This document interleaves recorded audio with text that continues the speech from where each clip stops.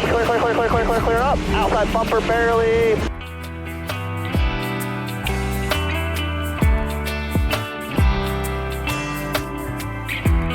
And what's up, y'all? Welcome back to another episode of Historic Hot Laps. Doing this one a little late in the week.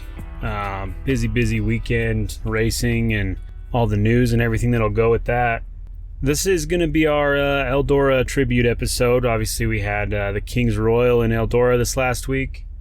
We want to cover a lot of stuff about that, but let's kick this one off with a little history of Eldora and what it's all about.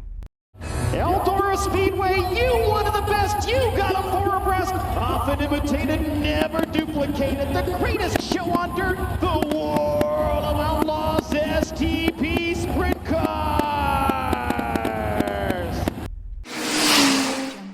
Eldora Speedway, located in Rossburg, Ohio. Most probably know this next fact, but it is owned by the legend himself, Tony Stewart. Tony Stewart, three-time NASCAR champion, purchased the track back in 2004 from Earl Baltus. Baltus built the track in 1954 and owned it for 50 years before Stewart purchased the track, making Stewart only the second owner, which is kind of awesome for the legend of the whole thing. The 1/2 mile clay dirt oval was built in 1954. Originally, it was built as a 1/4 mile track, as that was kind of the thing back then. 2 years later, they expanded it to a 3/8 mile track. And then again in 1958, they expanded it further to its current state of the 1/2 mile distance. The reason they went to the 1/2 mile configuration came after USAC decided to run a championship race there. And a standard rule for USAC back then was 1/2 mile track distance, especially for special events and championships. Eldora's got a pretty good bank on it. Corners are banked at 24 degrees, and then you have an 8-degree bank on the straightaways, so you can, if you've got the skill, you can slide through the majority of that track. Don't ever really have to worry about short speed, straightaway speed, as you can keep a slide going through most of it. Eldora has a bunch of camping areas, kind of known for the size of the complex and the events they hold there. They have free and paid camping areas. 4 permanent full-service concession stands. They have several big races held there every year, including the Dirt Late Model Dream, the King Royal, which was this last week, and the World 100. Usually those events sell upper 20,000 in tickets, 20,000 plus people there for these events.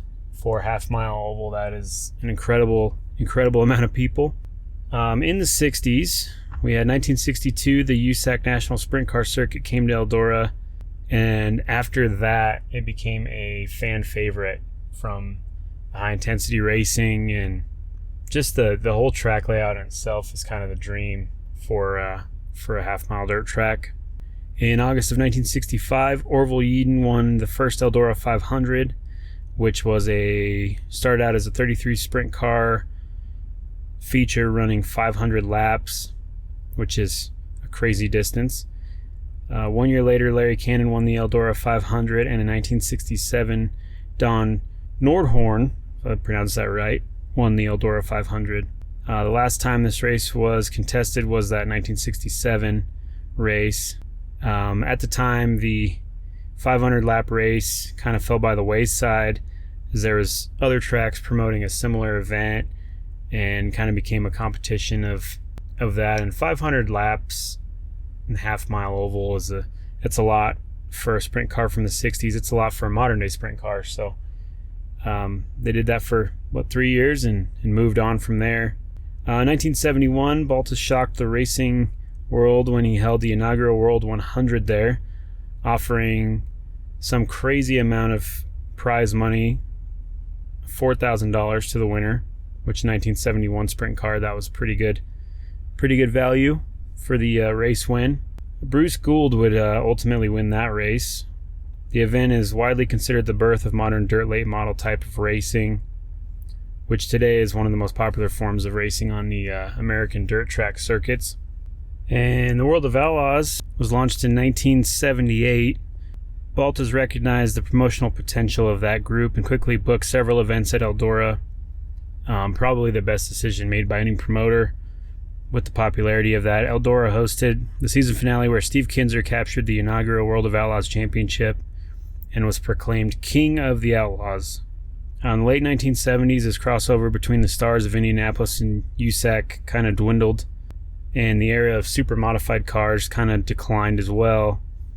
Baltus took notice of a brash Texas promoter named Ted Johnson organizing a band of outlaw sprint car drivers group that was racing for larger purses, running aerodynamic wings on their cars. Eldora's High Banks became Ohio and the Midwest home to the World of Outlaws, and in 1984 Baltus pulled off another one of the firsts for really dirt track racing, where he announced the $50,000 to win King's Royal. In recent years, the event has grown into a 3-day extravaganza, which was this last week, and offering over $385,000 in prize money and awards, with other regional events in the week leading up to it. USAC official, car owner, sponsor, Mr. Johnny Vance, based out of Dayton, Ohio, approached Baltus in 1980 about trying an event in 81 featuring all 4 of USAC's division, calling it the 4 Crown National. USAC sanctioned Cham cars, also known as Silver Crowns, National Sprint Cars, National Sprint Tour, and the Stock Car Division, similar to what's known as the Grand National Division of NASCAR. Then we work our way up to 2001. Another fact, Baltus held the Eldora Million, his defining achievement as a race promoter, offering $1 million prize to the winner. This race remains by far the richest short track race in history. Donnie Morgan captured the event and the top money and called the $1 Million Man after that race. Just imagining winning a weekend event, a sprint car, and making $1 million is pretty wild, even for a 2001 time frame. And obviously, as time went on, the event stayed the same for the most part, with the King's Royal Week and the events leading up to it. Stewart buys the track, and in 2011, Stewart hired Charlotte Motor Speedway's former vice president of events, Roger Slack, who is known as one of the greatest promoters out there for the world of motorsport. And he was the executive vice president of the World Racing Group. Stewart got him to come lead Eldora, and he's still known as the promoter and day-to-day ops guy today. Eldora Speedway, we got them racked, we got them stacked, and we've got the grandstands packed. Let's go racing off at turn number 4. We are green.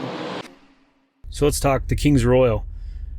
King's Royal, one of the biggest sprint car races in America, initially paid $50,000 to the winner until the winner's share increased to around $175,000 back in 2019. We're talking just pre-COVID. Money goes through the roof on all that.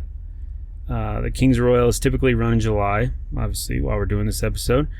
And it's a sanctioned World of Outlaws event. But I believe this year you had a lot of crossover with High Limit and everywhere else. A ton of cars in the field. You get cars from all over the globe.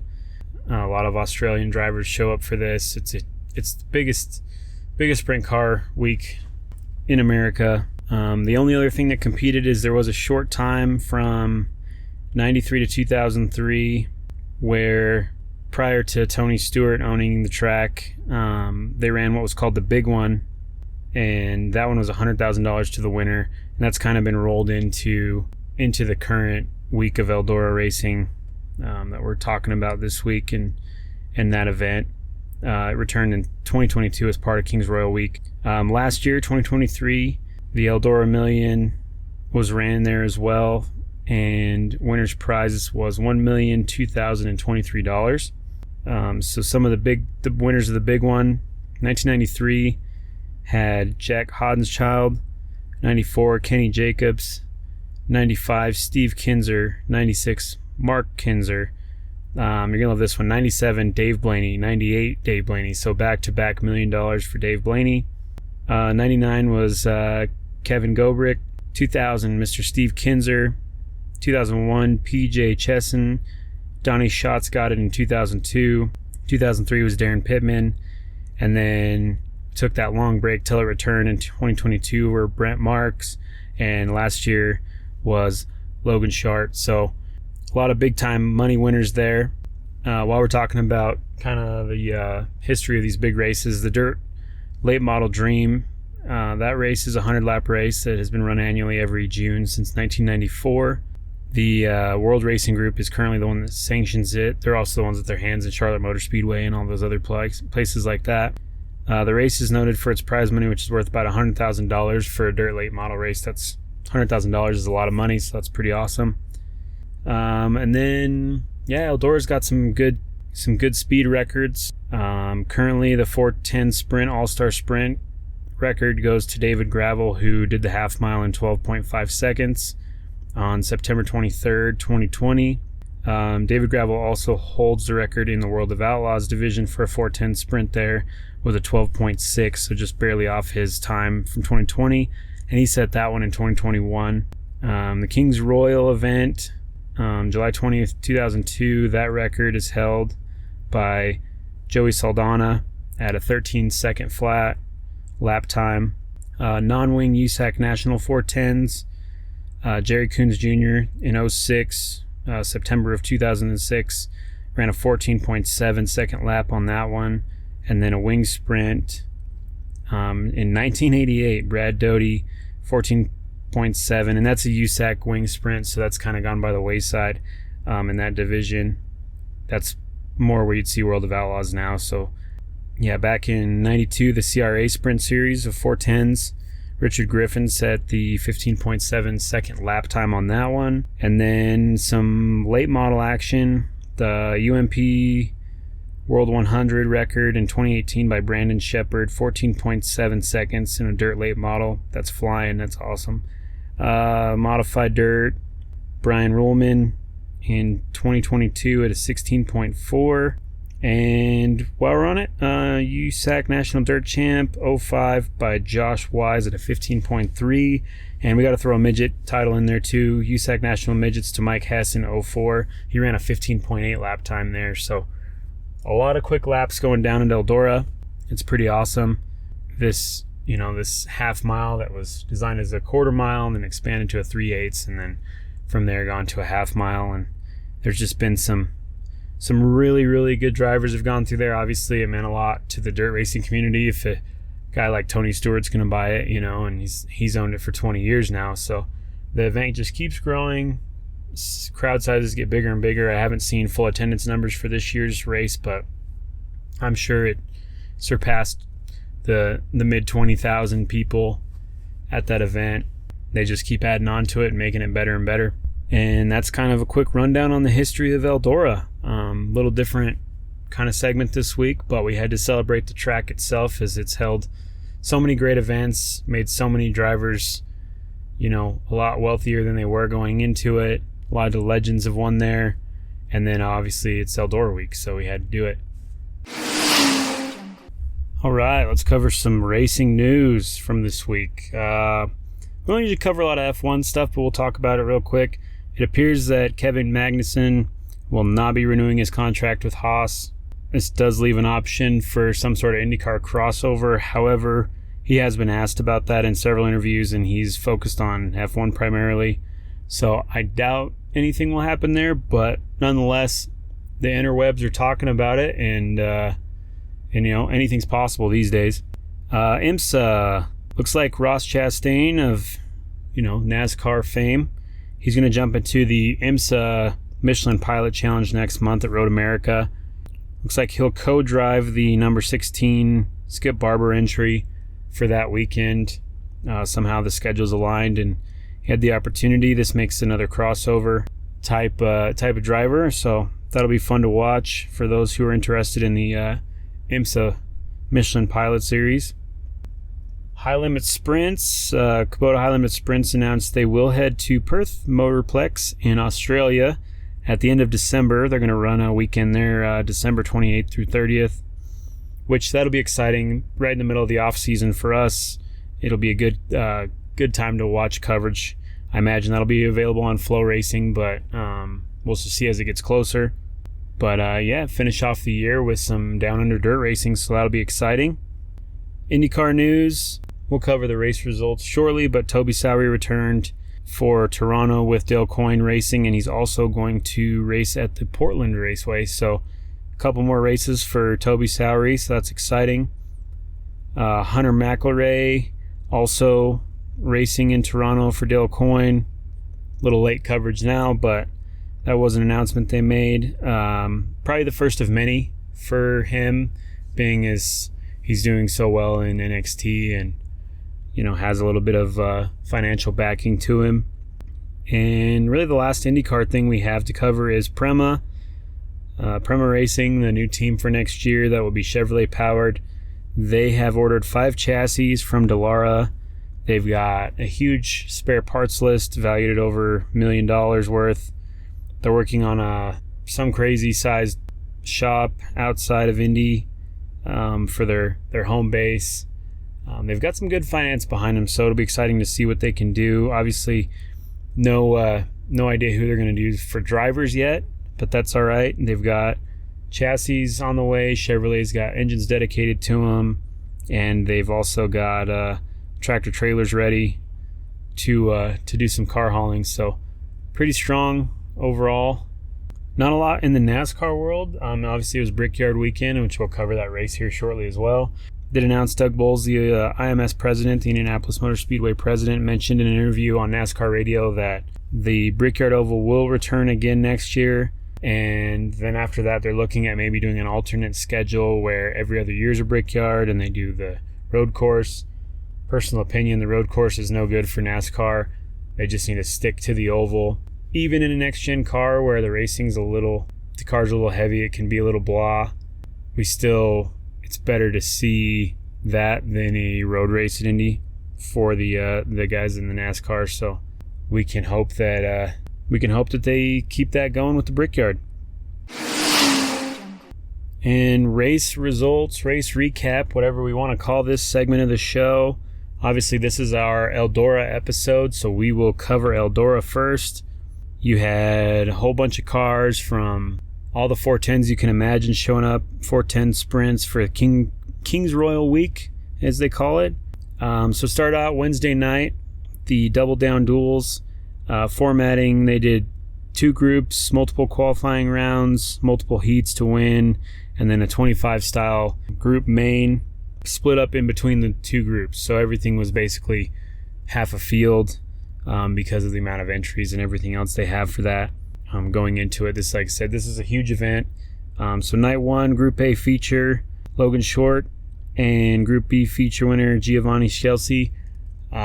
Both great drivers, not their first time winning.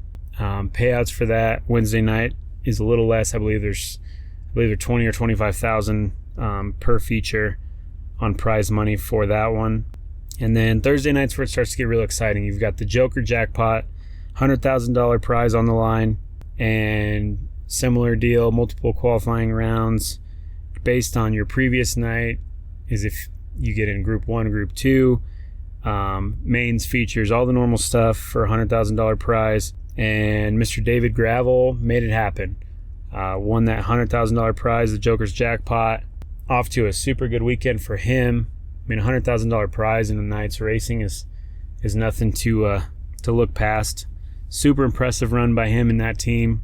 Then Friday night's event, they call it the night before, and that's night with a K. Several feature and heat rounds before the final main, which is a 30-lap feature. And that one was actually done by Rico Abreu out of California. So congratulations, Rico. He's had he's at least 1, maybe 2 other race wins this season in other events. Obviously, David Gravel, we mentioned before, he's got a ton of race wins. So congratulations, Rico, on the Friday night before race. And then that brings us to Saturday night. Saturday night, 41st annual King's Royal event. $175,000 on the line for the King's Royal feature. And you would think, if you won one race night, you wouldn't win another. Well, David Gravel made it happen once again. Shows everyone how it's done, wins the feature, takes home the $175,000 on top of the Joker jackpot money. You got over $250,000 in prizes for David Gravel on the week. He's obviously going to be a big fan of Ohio and Eldora after that. I'm sure he was already a big fan, but known as King Gravel now for this year.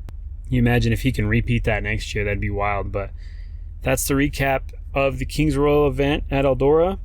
Through 3 and off of 4, David Gravel is going to hit the jackpot tonight at Eldora Speedway.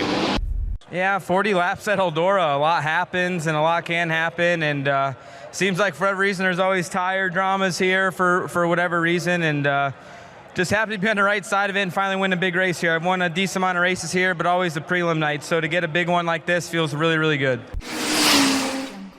We also had IndyCar Streets of Toronto. A couple things with that one. During practice, we had a few things happen. Ericsson, bad luck continues for that guy. He lost an engine during practice after getting 3 laps on track. Obviously running an Andretti car. They made a quick turnaround on that, but lost that first section of practice. Lots of issues in turn 8. We're going to talk about a lot of issues there. Turn 8 on this course is rough for everybody. Linus Lundqvist puts it in the tires in turn 8, the tire barrier, and that's kind of just sets the tone for the rest of practice. And this one hurt for me personally as a fan. Alexander Rossi just pushing it in practice, kind of just gets off the clean line. It looks like he just lost steering altogether, like he's just cross-plane kind of slide there. Hits a tire barrier in that turn 8 section. Couldn't get his hand out of the wheel in time. Thought he could save it, I'm sure, and ends up breaking his thumb, which puts him out of the race for the weekend. So another McLaren alternate strategy once again. Rossi's out due to that same turn 8 deal. Broken thumb. So there was a lot of anticipation of who's going to cover it. Ultimately, Theo Pourchaire gets the call. He was in France at his place he's got there. Just got released by McLaren and replaced by Nolan Siegel, and then after signing a contract and ends up coming back as a fill-in. Makes you wonder what the relationship is there. I know there was a lot of drama online about that. European interviews that weren't translated properly or misconstrued or however you want to call it, but Theo Pourchaire ends up showing up.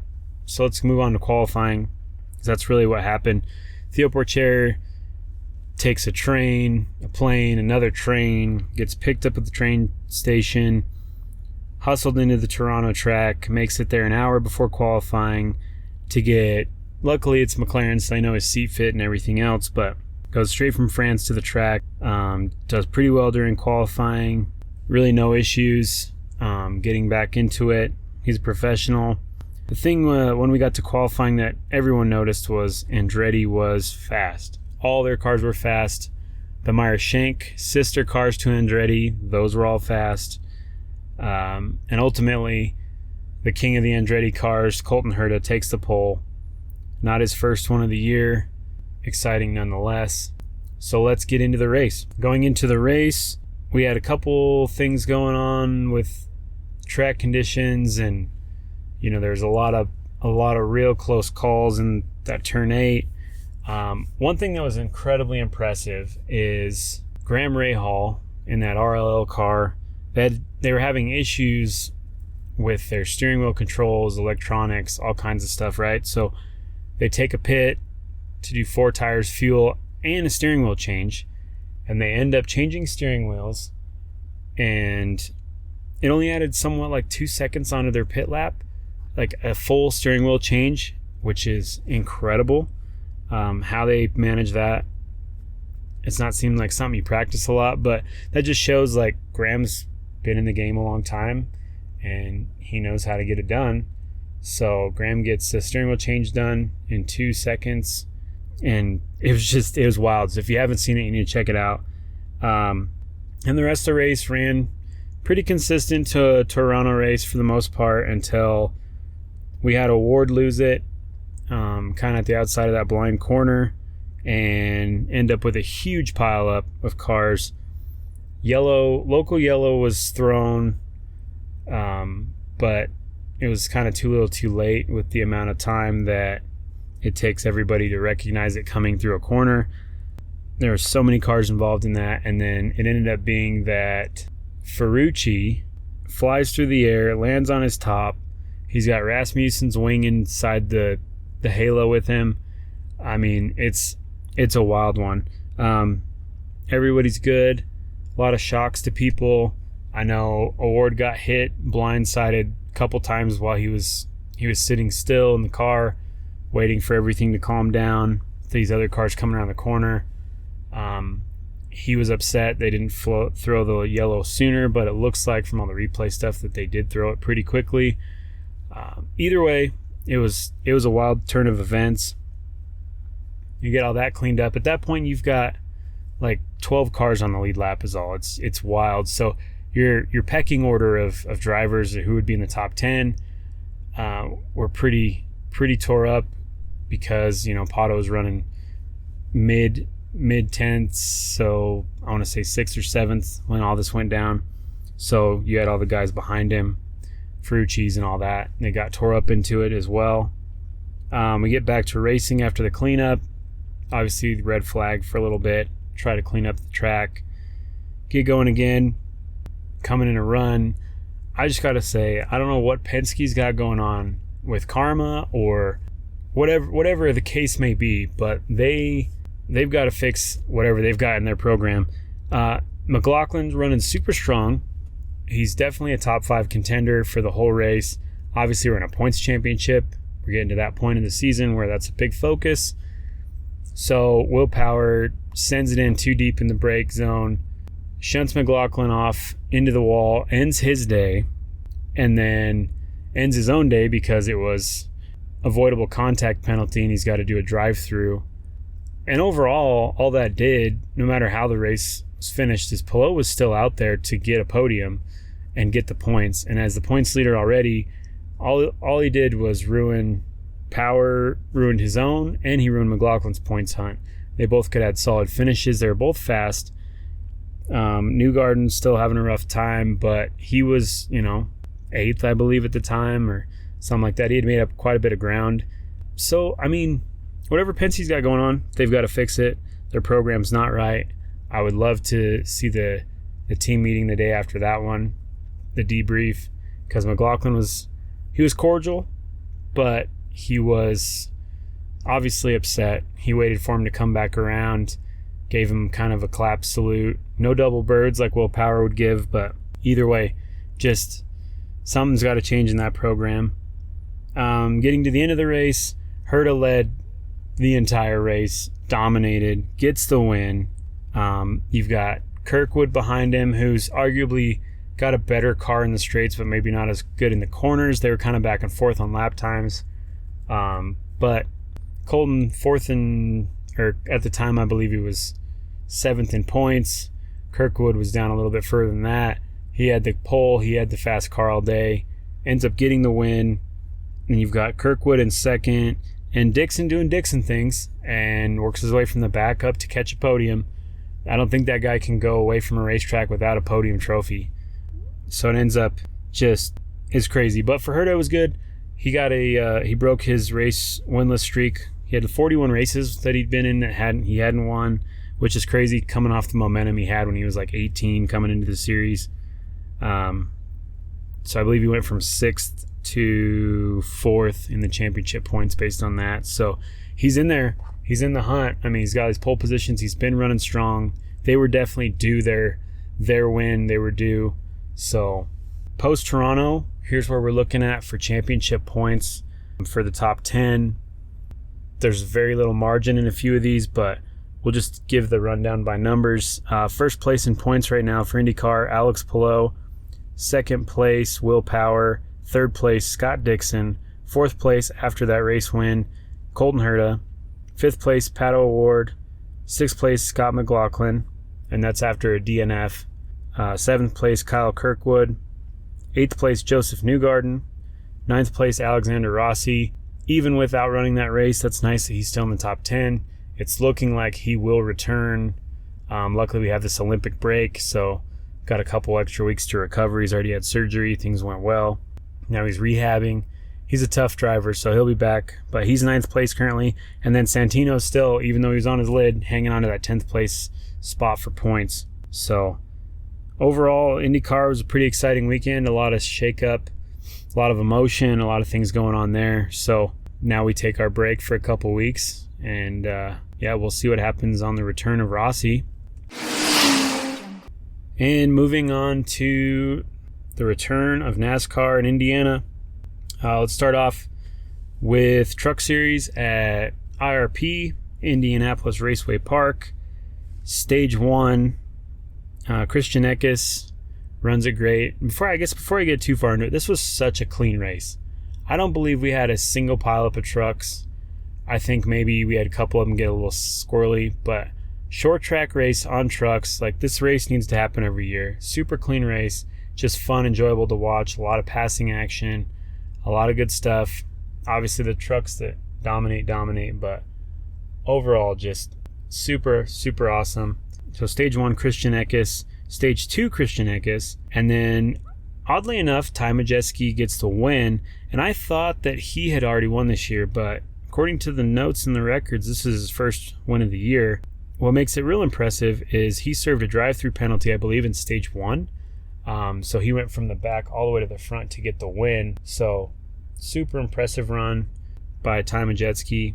Moving on from there, we had Indianapolis Motor Speedway, Xfinity Saturday race.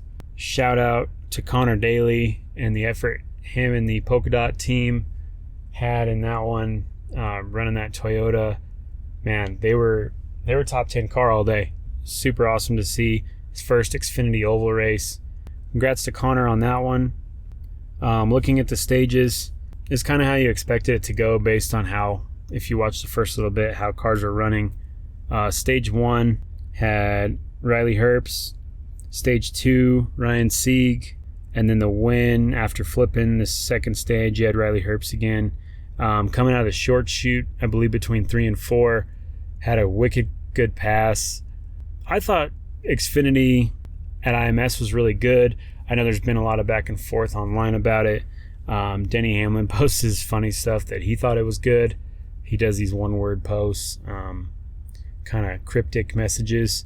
But a lot of people are saying they'd be better at, IRP, following the truck race. I think either one would be good. I really do, but Xfinity is just so much fun to watch anymore. No matter what track, I think they're going to be good. Great showing at IMS for them. Moving on to the Brickyard 400, the return of the Brickyard 400, highly anticipated by everybody. Rick Hendrick drove the honorary pace car lap. They just had all kinds of showboat stuff going on because it was a good return. Return to Indianapolis for them, not a road course race. So obviously in the next gen era is kind of wondering how things were going to go, what it was going to look like. Let's just start there. Stage 1, Denny Hamlin takes stage 1. Looked really good. Everybody, again, kind of thought these bigger ovals, the Toyotas are gonna outdo everybody, and they did a pretty good job overall. But Denny Hamlin gets stage 1. Stage 2 gets pretty interesting, and Bubba Wallace makes his appearance on stage 2, gets a stage 2 win. This is his first stage win points, in 2 years. And based on his playoff situation that we've talked about before, he's right at that cut line. A stage win is a good thing for him. Then going into stage 3, things got pretty exciting. I know a lot of core NASCAR fans aren't super happy with how things went and how they ended. There's questionable things no matter how you look at it, but whatever the pecking order is, you're going to end up with, if you're not happy this race, you're happy at Darlington or Richmond or any other questionable finish, right? So it always swings both directions. So stage 3, a ton of restart crashes. Truex, Barry Logano, Jimmy Johnson, all kinds of issues. Last pit cycle, Truex Jr. cuts another tire, I believe, but he lost it again, bringing out the yellow again, which for the pit cycle, that kind of jacked up a lot of guys that were on a good strategy because they got hung out. So that was kind of interesting how it shook up the field when it was already a fuel designated race, fuel mileage race. Towards the end of stage 3, Keselowski, Blaney, Larson all had a pretty good battle going on. Less than 10 laps to go. Busch tries to make a move on the low line with Hamlin. I don't know if it was an air block type situation, but gets a little air off off that side and ends up putting it in the wall, bringing out another caution, which at that point, you've already pit cycled. You've got guys that stayed out, guys that, were on different strategies, getting right towards the end, less than 10 laps to go. So that causes a nice little shootout. And right when you're about to go, you're in overtime, doing caution laps. We've been waiting for Keselowski to run out of fuel this entire time. Right at the restart, coming out of 4, where your pit entrance is at IMS, Keselowski bails down. He was in the lead, bails down from the inside line because he's out of fuel.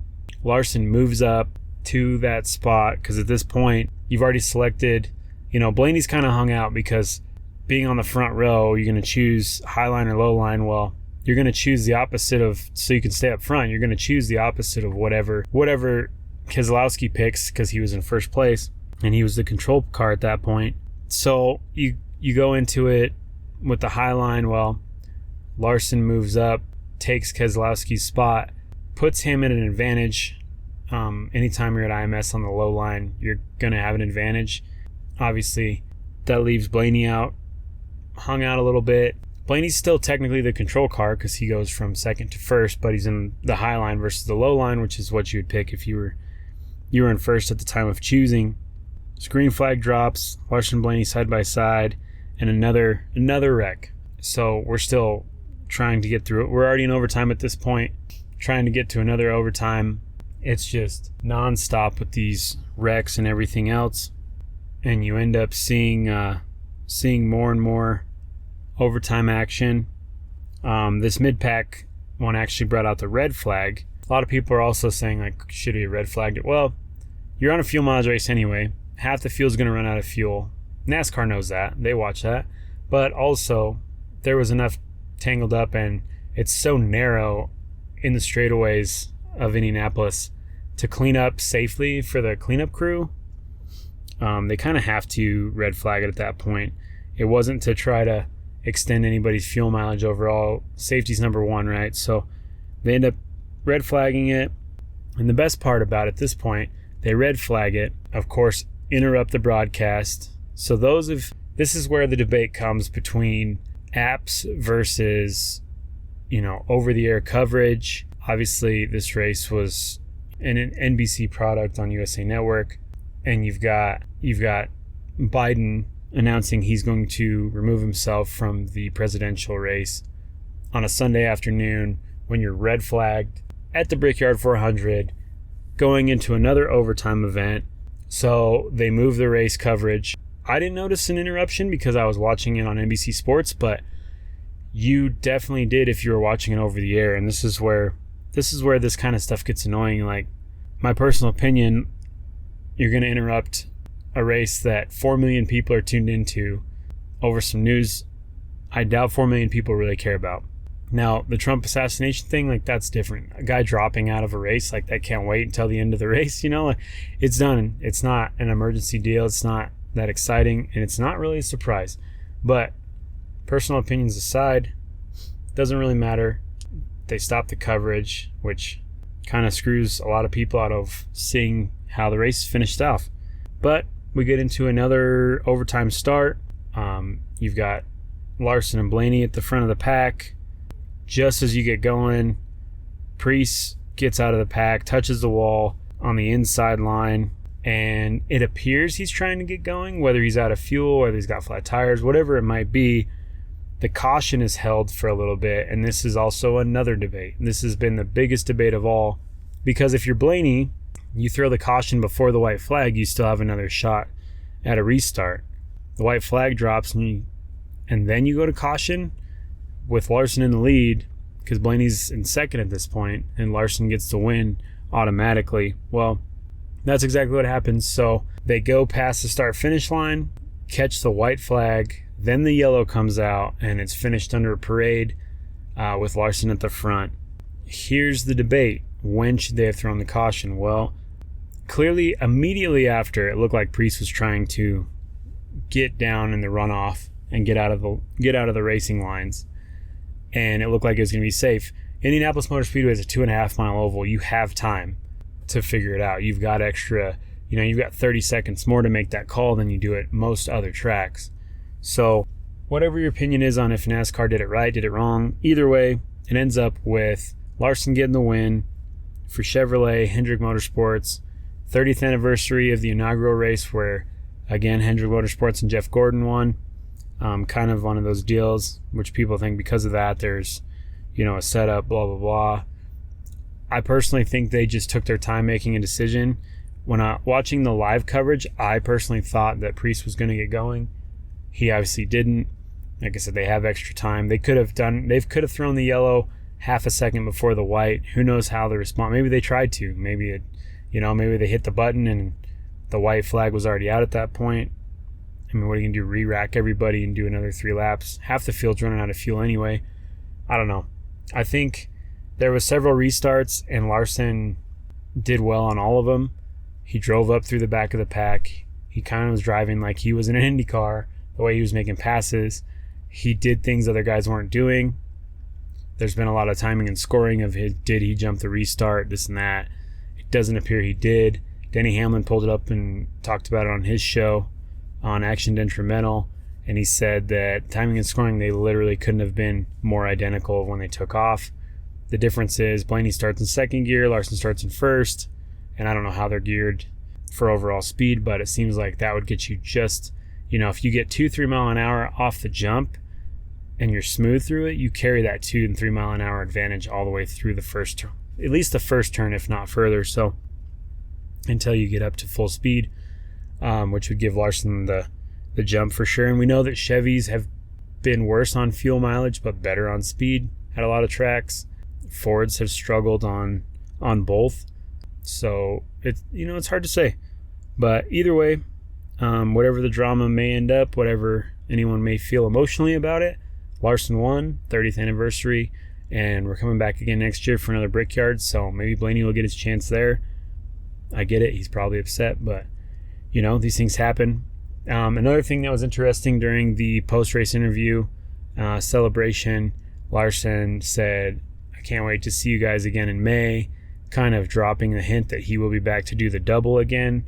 And I believe after winning the Brickyard and all the support he had from everybody there, I think he will do the double again. So hopefully we'll get to see that.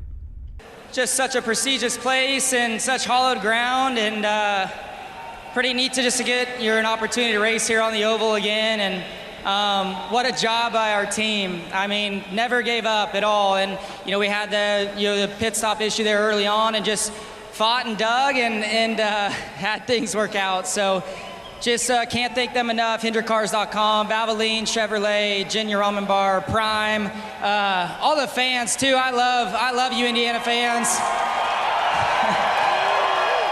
And I know you guys love me too. So how about we come back next May and try and kiss these bricks on the IndyCar? I guess from there, let's talk about the playoff picture going into this Olympic break. We've got a couple weeks off. Guys are taking vacations. There's a lot of stuff going on that's not race related. A lot of family time. We'll find some stuff to cover during that time, but we don't have a whole lot of racing going on right now that we're in this break. But not a lot's changed. Obviously, the race winners, the top 12 positions are kind of locked in for the playoff picture for NASCAR Cup. So here's where we are with the rest of it. Guys that are not locked in, 13th place, you've got Truex Jr. He's plus 108 points right now, so that's good. He's still pretty safe at the moment. 14th place, you've got Ty Gibbs at a plus 42. 15th place, you got Chris Buescher at a plus 17. And here's where it gets tight. Ross Chastain in 16th, the one spot above the cut line at a plus 7. It's only 7 points above the cut line. And then, due to his lucky Stage 2 win, Bubba Wallace is now close to that cut line in 17th place. Cut line right above him. He's only 7 points behind the line. So 14 points from knocking Ross Chastain below the line and getting him above that cut line. A race win would really be nice for him, but if he's going to win it on points, at least he's putting in a good effort. From there, you got Chase Briscoe in 18th at minus 83 points. It's doable. It's doable for sure, but it's a stretch with how that car's been performing. And then, man, Kyle Busch, KB, 19th place, minus 112. He had a really good run going until he kind of just took himself out. And he took the blame. He said, sorry, I'm pushing for it. And you can't be upset at a guy who's so close and trying to push it. He's trying to make something happen for RCR. They're having a rough season. We'll just see what happens after this break. Everybody can clear their heads, and maybe the season will get flipped upside down again. We'll just see what happens. But that's about it for this week's episode. Appreciate you tuning in with us, covering the history of Eldora, covering a couple exciting things going on in motorsports. Make sure to check in, even though we are on Olympic break. We're going to keep doing what we can do for episodes. Yeah, thanks for tuning in once again.